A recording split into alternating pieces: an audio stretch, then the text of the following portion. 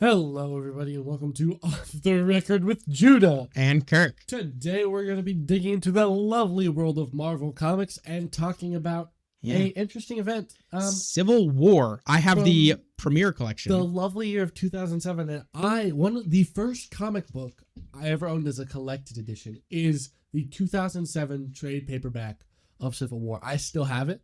I read it. That was what I read from for this video.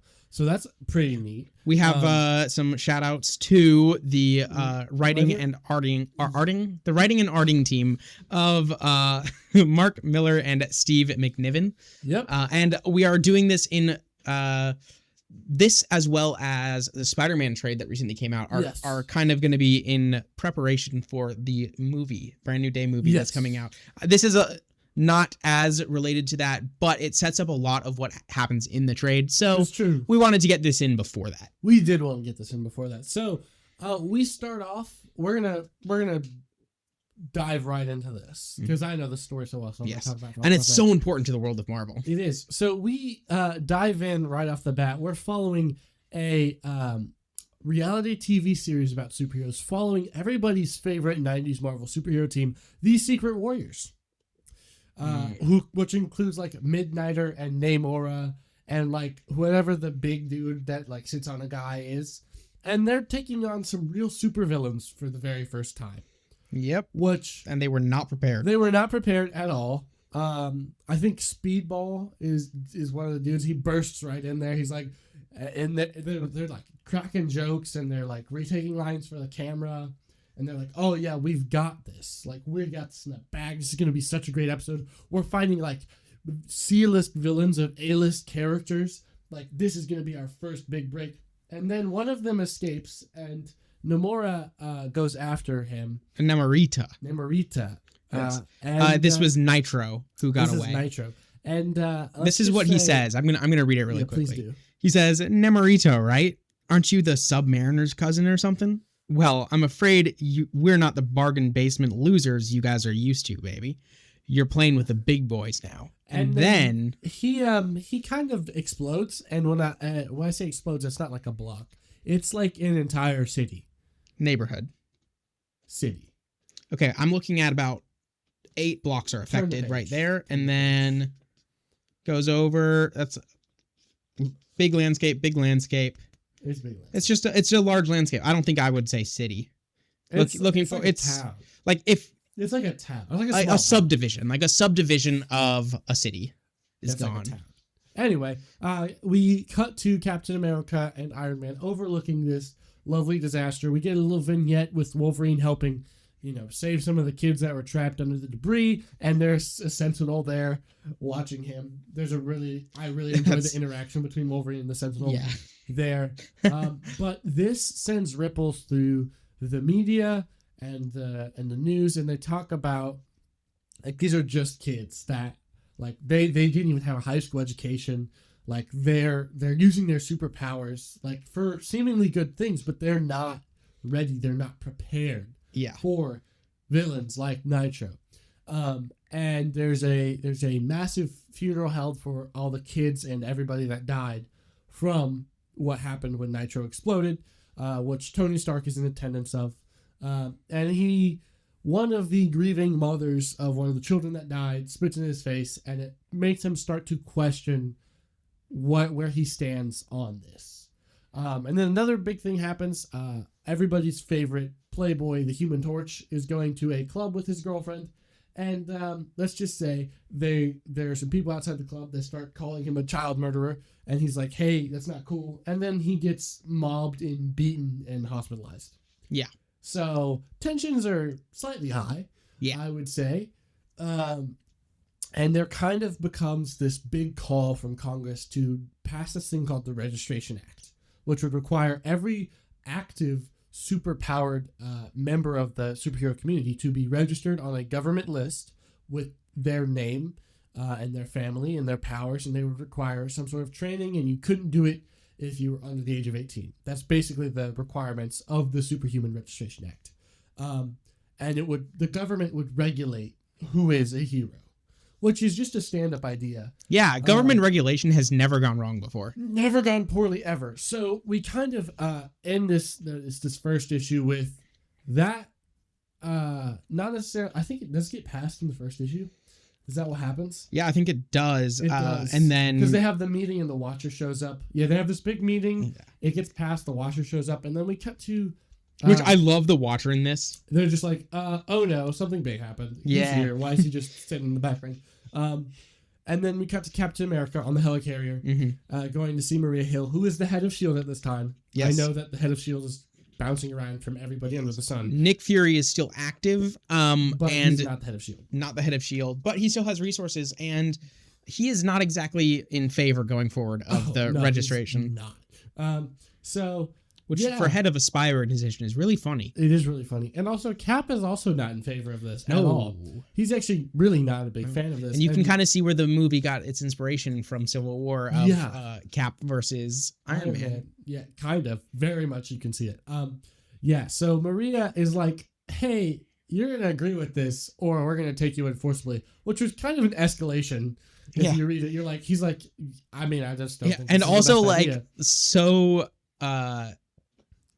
very she's an idiot. Yeah, she's really dumb. I was trying to find a nice way to say it, but she's not like you're not just gonna take in Cap. Like, That's what do you mean? Like, I don't care. Of course, he defeats all these S.H.I.E.L.D. agents. He jumps out of the front windows of the helicarrier and onto a jet, and he gets the dude to land him on the ground. And that's where we end issue 1. And we have an excellent setup for this story. But before we dig into the rest of it and our thoughts, you should like this video. If you haven't already, you should subscribe to the channel. If you want to see us talk about more Marvel stuff, tell us some Marvel stuff to read or watch. We'll go back and watch the MCU. I'm down to do that.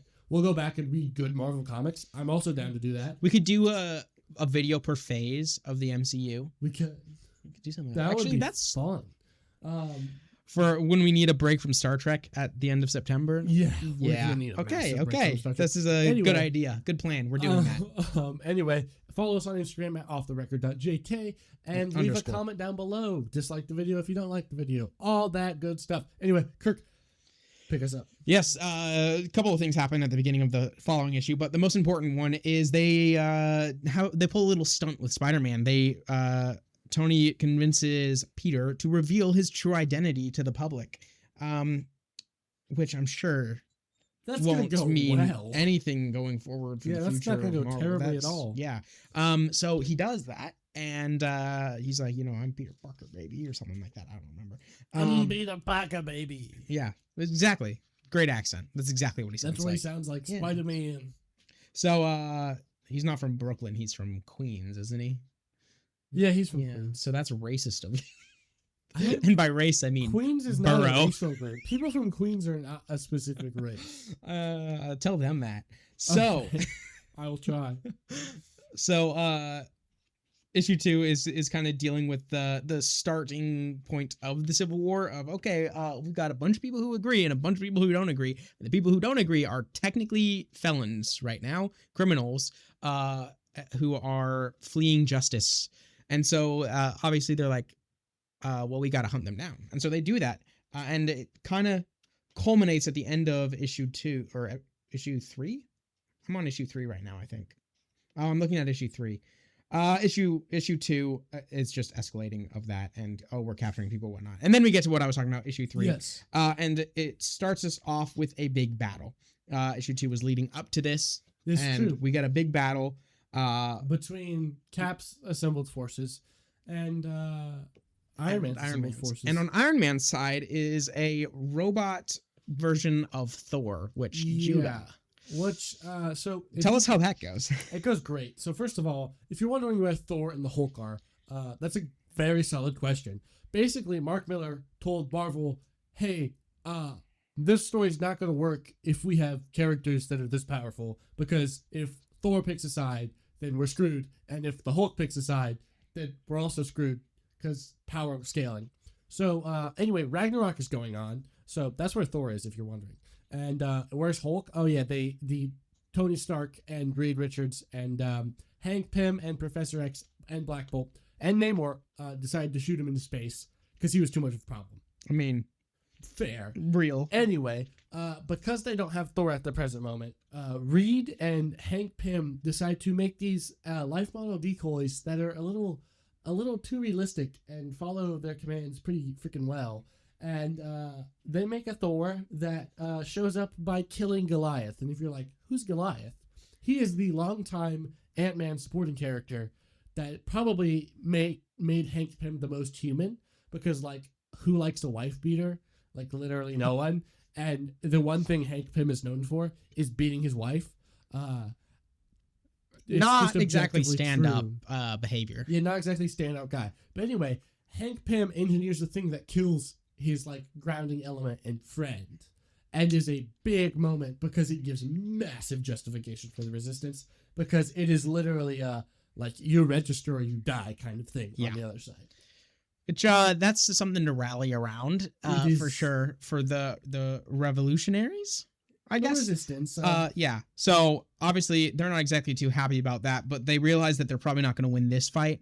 And that's when we get into the following issue. That it kind of ends on that cliffhanger, which at the time must have been crazy. What? Oh my gosh. And I don't know that they necessarily knew that he was a robot at that point, that Thor was. They don't know until, I think, the preceding issue or until issue 4. And then they go into it a little bit more in depth of, like, showing them repairing him later. But yeah, so that crazy to have to wait a month for. That is an insane month. But yeah, they kind of stop the fighting because of that.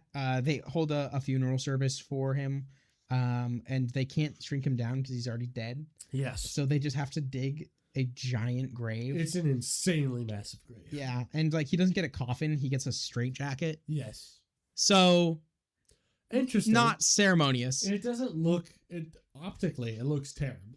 Yeah. Like, if you are a young superhero, like the Young Avengers who we get in the preceding issue, who do not want to join with the what are they called? They're called the Initiative, I think, is what Iron Man side's officially called. And we get a scene between Stature, who is the third Ant-Man. What's his name? The guy Paul Rudd plays. Scott Lang, the third Ant-Man's daughter, and Hank Pym, which is really neat. Before they join Cap's side. Yeah. And then we also see villains. Yes. So right at the end of this, the very last page is they're bringing in. Is this like the Secret Six or something? That's DC. That is DC. That's. I am looking at. I think I'm looking Venom, at 6 people. Bullseye, no, that's 7 people. I can count. Goblin. It's the villains. I don't know who that chick is. I don't either. Strife. It's a bunch of villains essentially, Lady Deathstroke. And they're like, well, I mean, I guess we might as well use the villains if we can get them. We could just put bombs in there. We could just do the Suicide Squad, but Marvel, and that's never gonna go poorly. No, because we all know that releasing murderous people into your own kind of platoon of superhero armies is gonna go swimmingly. That could not possibly go wrong. And Spider-Man really likes this. Yeah, he's so happy that his number one villain is, like, now hunting down superheroes for the government. Like, he's ecstatic. He is so ecstatic. Yeah, I would be too. He is absolutely not. And I think we begin the next issue with Johnny's back, and Johnny and Sue. Here's Johnny. Yeah, Johnny and Sue, if you don't know who I'm talking about. Human Torch and Invisible Woman. Half of the Fantastic Four. Half of the Fantastic Four. If you're wondering where the Thing is, there's a really interesting explanation for where the Thing is, which is he's in France. Yeah. Oh, yeah. By the way, it's kind of important to note, the superhero registration only applies to the United States and its territories. So worldwide is not necessarily important until they decide at the end of this, towards the end of this, they're going to apply it internationally. Yes. Which is crazy town. It is crazy. Overreach of authority. It should not be. The United States government should not apply that. How? Imagine in the real world if you took some, like, normal law that the United States passed that was maybe a little controversial at home, but then you're like, oh, by the way, we're gonna send in the United States Armed Forces to enforce this law worldwide. No, that's a terrible. This is not gonna go over well. I mean, what's the UN gonna do about it? To be fair, but also no, it's terrible. You can't do that, and they do that. they do that in here. Anyway, Johnny and Sue, they disappear because they're getting hunted by SHIELD. Yes, and we learn eventually that they join sides with Cap as well. And Sue leaves Reed a little letter explaining the situation. Really good letter. Yes, I love that moment. And first of all, Spider-Man gets hunted by some of his villains because he's like, I don't like this idea of using the villains, and I'm kind of regretting sharing my secret identity. There's a guy, his name's Jack-o'-lantern, and I think somebody else, I forget what other villain is there, but they're like beating the living crap out of Spider-Man. They're straight up gonna kill him, they're, again, these are the ones that are under orders from the government to capture, not kill. Yes. And they're just like, well, what if we ignore that and we kill him because this is Spider-Man and we really hate him? And they're really trying to do that. And then Punisher shows up and he shoots them in the head. I love Punisher so much. Spider-Man into the Resistance base. And then, of course, they're deciding what do we do with Punisher? Because this guy is such a valid question. He's a hero? ? But he's also definitely a villain. So he's not, what do we do with this guy? What do we do with him? Eventually they allow him to join the Resistance. There's a beautiful scene between Daredevil and Reed Richards, where Reed Richards is walking him into his new fancy superhero prison called 42, which, if you're wondering where 42 is, it's in the negative zone, where Annihilus rules. I'm sure nothing could go wrong with that. Nothing could possibly be bad about building a prison in a area that A, you don't own, but B, belongs to. We saw some of that in What If Volume 1. Go watch our video on that from a few months ago. An alien warlord. He builds this prison. He's explaining it to Daredevil as he walks him in. And Daredevil gives him what does he give him? He gives him like a silver $1. And he's like, you have the book. Can you read what Daredevil says at the end of the issue? Because it's pretty powerful. Yeah. So... yeah. Tony asks, what do you say? Can we talk? And then some of the guards say, actually, he's barely said a word since we brought him in, Mr. Stark, but we found this silver $1 under his tongue. And then somebody else chimes in. He said he's been saving it for you. Tony picks it up and looks at it and says, a silver $1? I don't understand. Then he finally talks, Daredevil, and says, guess that's 31 pieces of silver you've got now, huh? Sleep well, Judas. Yes. And then the issue ends. That is so good. That is a great ending of the issue.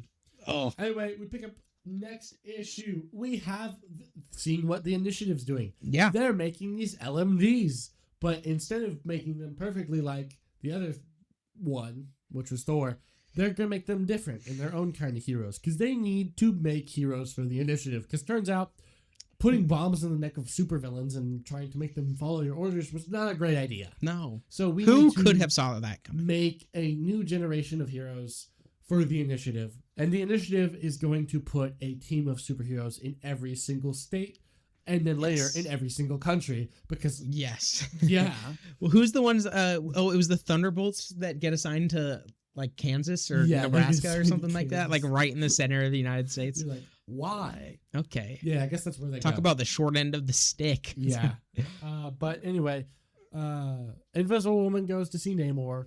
As you do. Yeah. Hey, could we get like an entire country on our side with this? No. No, because Namor is neutral. Because of course he is. And he, to be fair, like he's another country. Yeah. Right. Like, imagine if the United States passed some law by Congress. Imagine, for example, conscription. The United States is at war with Iran, and they say, "Oh, we need to conscript you now for some reason," even though there's absolutely no reason for it. Let's just say that's what the United States said, and then like the UK comes in and they're like, actually, we don't like that. We're going to stop you from conscripting your citizens. Yeah. That's essentially what she's trying to ask Namor to do. And for very good reason, he's like, hey, nope. That's not exactly something I can do. I have a massive boner for you, but it's not that big. No. Like, that's a step too far. It's a step too far. Yeah. Anyway, we pick up with Spider-Man back at the base. In his own suit. Which is important because he's wearing the Iron Spider suit, I think, ever since he reveals his identity. Yeah. Which that's something from the movie Civil War, where at the end of the movie, Tony shows him the Iron Spider armor. And he was on Tony's side the whole time in the movie. And then in this, of course, he switches sides halfway through and he already had the Iron Spider armor. And so it's very symbolic that first of all, that it's destroyed by the people that Tony's own side is going after him, and they destroy the suit. And then he needs a new suit, and so he goes back to his own suit, which is also a very patriotic looking suit, red, white, and blue. Well, less white, but red and blue. I guess the eyes are white, but I guess they're more silver when I'm looking at them right now, but it fits. And so very symbolic, obviously, turning back to like being on his own, not part of Tony Stark's little squad. Yeah. Anyway, we continue from there. The Punisher shoots some villains that come in because they're like, "Hey, Cap, we want to help you out." Yeah. And Cap loses his absolute mind. He does not exactly like that, because he was going to let them in because, okay, the Initiative has some villains on their side, right? Yes. But then, so why couldn't they? And Cap basically thinks that. He's like, "Oh, yeah, I guess we could go with it. Like, if, at the end of this, I'll still want to put you in prison, but for now, like, we need all the help we can get." But Punisher does not care if they're in the moment doing the right thing. Murders them. So straight up kills them all as Tony's like, I think it's as Tony's reaching his hand out to like say, "Oh yeah, Captain America." Or sorry, Captain.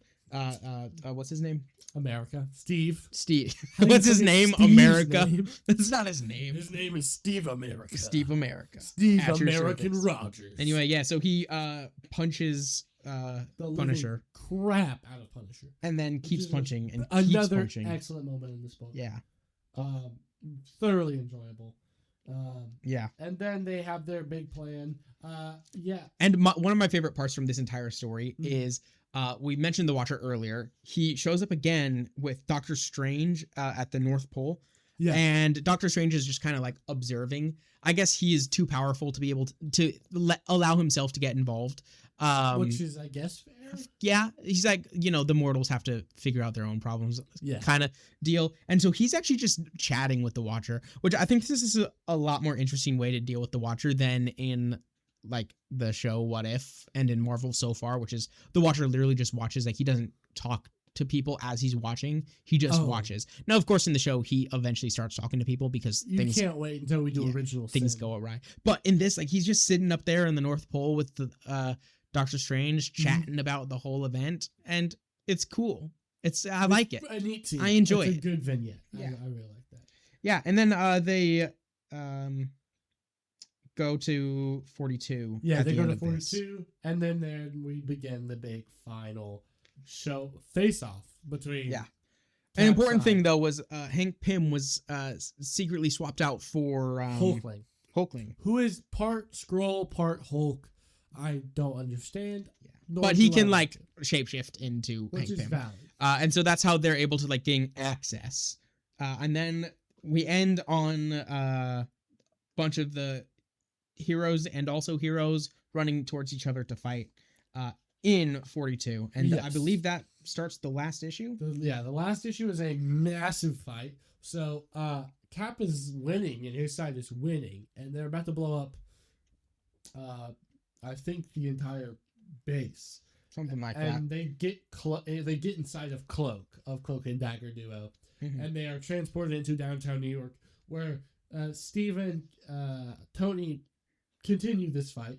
And there's an awesome moment where Reed Richards is like, Spider-Man, that's spectacular. And Spider-Man kicks him in the face. He's like, amazing. Which is just a... No, he said he sees Spider-Man dodging all of his attacks while also attacking a bunch of the other people. And then he says amazing. And then Spider-Man kicks him and says spectacular. Great scene. And there's another good Mr. Fantastic moment where he saves Sue, which is much needed moment. Yeah. Anyway, and also, oh yeah, Namor shows up. Yeah, so you know what we were talking about earlier. Was big enough. Yeah, you know what we were talking about earlier about like, the United Kingdom saying that they're going to get involved. That's essentially what just happened. Yeah, he does. Which he missed his opportunity. Yeah, I'm sure that won't have any foreign relations fallout. No, there's definitely none. There is for sure. Anyway, there's also the LMDs and the new Legion of Self-Made Initiative heroes show up, and Cap and Tony are fighting. Yep. And it's pretty great. And yeah. Is that Hercules that I'm looking at? That is Hercules. Hercules smashes Thor's automated head. LMD face of Thor, which was really cool. Anyway, and Cap's about to finish off Iron Man. Not kill him, but he's about to finish him. And then the entirety of there are a bunch of first responders in the area tackle Captain America. And that's when he kind of realizes, well, that maybe he's not doing the right thing. He's doing more harm than good with this. Potentially. The word is potentially. So he turns himself in. Which, yeah. Literally next page. And that is kind of what ends the book, and we get kind of an epilogue about what happens with everything, including the Punisher and the setup for the Initiative, and it's all framed through, I think it's Reed Richards' letter to Sue, which is really, really nice. And you end the book with her coming back to the first family. But the book kind of ends on an epilogue. Well, an epilogue. It ends on essentially, unlike in the movie, well, kind of unlike in the movie, the Tony's side is victorious, and this goes on for a little while, and I think it's good. Like it's really good writing, really really interesting stuff going on between the pages, and it's interesting to like have to deal with a universe where this is the case for a little while. I know in the MCU, even though again like Cap is victorious in kind of on the moral front of it all, and like even Tony is like, you know what, I guess you're kind of right, and all that stuff. Cap does go to prison, but everybody else is okay. That's essentially what happens here. Cap goes to prison, but everybody else is okay, and all that stuff. Except in the MCU, again, they do keep the registration up, but that's kind of it, and it's also avoided pretty easily. Except for in the Captain America sequel. And it bring it up goes away. The president's not registered, and that's why he ends up in prison at the end of that movie. Well, yeah, and also what he does, and also Agents of S.H.I.E.L.D. It comes up, but in that, like, they do a really good job of just ignoring it. Yeah, like literally, they know it's the law, and they're talking about how it's the law, but they're like, yeah, but we're not going to do anything about it because it sucks. That's not what happens. So again, on the popular consensus moral side of it in the MCU, they don't go with it. But in the comics, they do go with it. It lasts for a little while.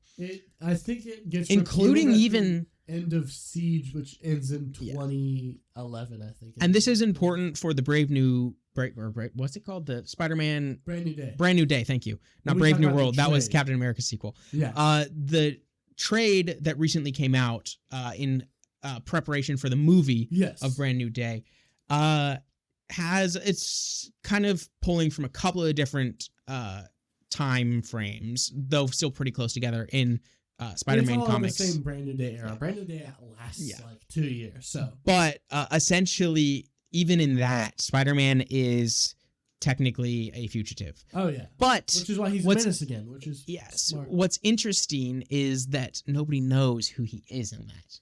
You want to hear about one of the worst Spider-Man comics of all time? Really quickly, and then we'll wrap this episode up and give our ratings. One More Day is the worst Spider-Man comic of all time. So between this and Brand New Day's start, there's a story called One More Day, which we'll probably talk about more in depth at some point in time. But probably during the trade. The end of that, Spider-Man sells his marriage to Mephisto. Oh, I know about this. So he cannot have his secret identity revealed anymore, and also so Aunt May can live forever. I'm not joking. So retarded. That's what happens at the end of One More Day. Oh gosh. And so, if you ever wonder why Spider-Man and Mary Jane can't get together in Earth 616, it's because he sold his freaking marriage to the devil. All right, let's get into our closing thoughts. I want to hear your closing thoughts on this book before I get into mine. Well, again, I think it's really good. It's excellently written and illustrated. A genuinely enjoyable reading experience. I do not morally or politically agree with the ending of it. Yeah. But you're not necessarily supposed to. It's not like it's saying, well, this is the right thing when Cap surrenders himself, because we actually still have a resistance that Spider-Man leads at the end. So we still have that out. And I like how it allows the 616 Marvel universe to kind of have to deal with this for some time. Like, it's not just wrapped up in these 7 issues plus any tie-ins that may or may not exist. I don't know how Marvel tends to do it. There's 109 tie-ins to this. Okay, so I'm glad we didn't do that. But yeah, so it expands a little bit beyond that, which I think is interesting, and actually having to sit with something and like your actions have consequences, Marvel writers, is kind of interesting, and I like that, and I think that's a good way to go. But it needs to be resolved, and it needs to not be a thing anymore because it's also wrong. Yeah. But I think it's good. It's wrong. Yeah. It's good. It's interesting. I like it. I'd say 9.25. Interesting. It's high. It's pretty high up there for me. So there's kind of two factors I have of this. I have nostalgia for this. I think that's primarily nostalgia for the art. I think Steve McNiven does an excellent job illustrating the story. I think the narrative has gotten worse every time I've read it. I've read it a lot. I think Mark Millar has really great moments in here, but I think in between those moments, it just kind of like fills in the in-betweens, and you're like, oh, there's the things I remember, that character interaction, or, you know, Punisher showing up with Spider-Man's body, or Spider-Man revealing his identity, or Thor shooting through Goliath. But it's like the in-betweens I don't think are as well written as they could have been. And that could be, I've just read this a lot, I've overanalyzed it a lot. Also, I think I have mixed feelings on this book. I really don't like how it ends. I also think it's a character assassination of Iron Man. Like, it kind of through is. and through. Like, I know everybody even in the about, MCU, it kind of was. Oh yeah, it was for sure. And in the MCU, it made more sense. Like, there's much more personal stakes invested for Tony, and that's what's not invested here. That's what I think makes the movie Civil War better than this, in my opinion. Yeah. It fits Reed though. It fits Reed, and that's what I'm saying. What this book spawns in the Marvel universe after it is a mixed bag of stuff. I really love the Fantastic Four run that comes out of this event, and the stuff they do with Captain America that comes out of this event, but I utterly despise the stuff they do with Iron Man after this. Like, I hate it so much because it's like Iron Man is not this like over controlling, like micromanaging dictator who's trying to take away everybo's autonomy. He's as just a hero. A rich douchebag. He's just a rich douchebag, and I don't understand how we go from rich douchebag to like he almost sick super the government levels. on you. Yeah, and like, you know, I know Bendis does an insane job replacing Tony with Norman Osborn later, but that still doesn't erase what happens with Tony, and I utterly dislike that. Now, I think this book is like a 7.75. Wow. Yeah, I really love the art, but I think Mark Millar has like this shock writing that makes you remember some things, but in between, I feel like he misses opportunities to capitalize on a better, larger story. I feel like if this event was 14 issues, it would have been better, because there's some areas where I feel like we haven't explored enough. Yeah. Or we haven't done enough in this time period of Civil War. Also, there was literally no build-up. It was about 3/4 of an issue was build-up. Yeah, and then it happens. Yeah. And then it's fallout from that and battles after that and things like that. Which there needs to be more build-up to that. There needs to be more build-up. But which the movie does, actually, which is interesting. The movie has build-up from a whole bunch of other things. Yeah. But that's my personal And to be opinion. fair, I have very few Marvel reading. I don't have much Marvel reading history. So but you can disagree with me. Most people think this is like I'm rating it very highly for many reasons, and many good reasons, I think. But also, overall, I don't like Marvel very much, and I really did enjoy this. And so it was kind of surprising. Like, I went in with low expectations, and I came out enjoying it, and so that bumps it up a little bit. But I do think 9.25-ish is fair. Yes. And I think the average I saw was 4.1, so that'd be 9.2 on League. Yeah. Which is about where I'm at. So. Yeah, I'm very down on this book. Which is an unpopular opinion. It's fine. You can roast me in the comments. I don't know what good comments. Or sorry, 8.2 earlier. I can do math. Okay. Yeah, you're like a point higher. I'm like a half point lower. But you know, leave us your thoughts on Civil War in the comments below. Give us more Marvel reading suggestions. We will be doing the Spider-Man trade. We will be doing the Spider-Man trade soon. And we're doing Iron Man Volume 1. We are. The latest run, and then Captain America, the latest run in the first volume of that too. So I'm down on this. Kirk's up on this. I think certainly for Marvel, it's pretty good. You haven't read that much Marvel. Marvel has the capacity to be great. For 2026 Marvel. Yeah, but 2026 Marvel's utter This is garbage. true. Anyway, beverage shout out. If you are having a Sprite, if you're having a nice crisp Sprite, shout out to you. Especially if it's a McDonald's Sprite. Especially if you went to McDonald's and you're eating a Big Mac or a quarter pounder with cheese and you're watching this video drinking a Sprite. Shout out to you. Well, good morning. Good evening. And good night. God bless.